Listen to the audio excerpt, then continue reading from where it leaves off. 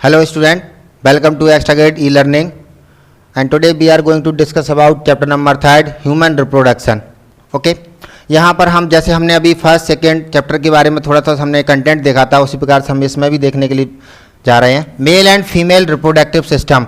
इस चैप्टर में आप पढ़ोगे मेल का रिप्रोडक्टिव सिस्टम, फीमेल का रिप्रोडक्टिव सिस्टम, ओके, उनके primary and secondary sex organ और उनका आप फंक्शन भी देखोगे यहाँ पर कि किस प्रकार से मतलब फीमेल के रिप्रोडक्टिव सिस्टम में ओवम का फॉर्मेशन होता है और किस प्रकार से मेल के अंदर किस प्रकार से ओवम का प्रोडक्शन होता है. उसके अलावा उसका ट्रांसपोर्टेशन भी हमें देखने को मिलता है. Microscopic anatomy of testis and ovary. Means testis and ovary को जब हम LS और TS काटेंगे, ओके, तो हमें उसमें किस प्रकार से स्ट्रक्चर दिखेंगे, कौन कौन सी सेल्स होती हैं, वो सेल्स कौन कौन से हार्मोन को सीक्रेट करती हैं. उसके अलावा किस प्रकार से वो हार्मोन स्पर्म को ऐसा कह सकते हैं हम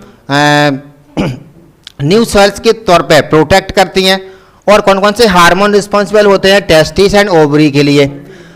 गैमेटोजेनेसिस के बारे में हम बात करेंगे. Gametogenesis means formation of gametes. Gametes two type के होते हैं, sperm and ovum.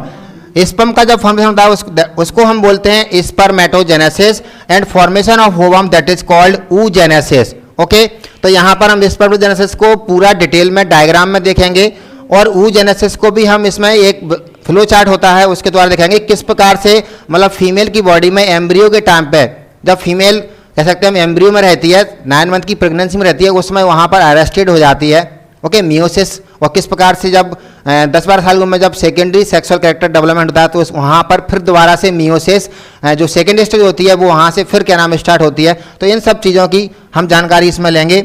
Menstrual cycle के बारे में पढ़ेंगे, इसके लिए कौन कौन से हार्मोन रिस्पॉन्सिबल होते हैं और एक मंथ में ये किस प्रकार से स्टार्ट होती है, कहाँ पर ये फिनिश होती है, कहाँ पर ओवुलेशन होता है, महीने के किस डेट पर, वो सब चीज़ों के बारे में हम इसमें डिस्कस करेंगे.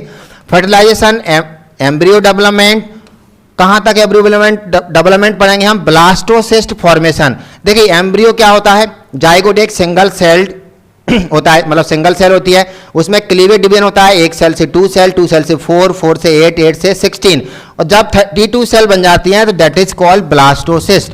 उसको हम क्या बोलते हैं, ब्लास्टोसिस्ट. ब्लास्टोसिस्ट बनने के बाद में फिर क्या होता है, इम्प्लांटेशन होता है. यूटेरस की जो इंटरनल वॉल होती है जिसको हम एंडोमेट्रियम बोलते हैं, उससे एम्ब्रियो क्या होता है, जाइगोट अटैच हो जाता है, इम्बेंडेड होता है, दैट इज कॉल्ड इम्प्लांटेशन.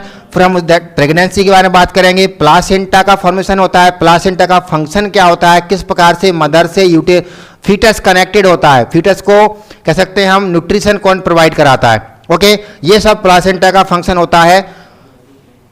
उसके अलावा कुछ एलिमेंट्री आइडिया देखेंगे हम कि किस प्रकार से एम्ब्रियो सर्वाइव करता है 9 मंथ में, कहाँ से वो ऑक्सीजन CO2 का ट्रांसपोर्ट करता है, किस प्रकार से उसमें कह सकते हैं हम ब्लड का फॉर्मेशन होता है, आर्टरी वीन प्लासेंटा में होती या नहीं होती हैं, सभी की जानकारी के लिए पार्चुरेशन एंड लैक्टेशन, ये दोनों, लैक्टेशन मीन्स किस प्रकार से milk, releasing of milk. Lactation means क्या होता है, milk releasing at the time after the birth, मतलब जब बर्थ हो जाती है तो उस बच्चे के लिए क्या फीमेल को क्या करना पड़ता है, लैक्टेशन कराना पड़ता है, ठीक है, उसके लिए एज अ फूड के तौर पे.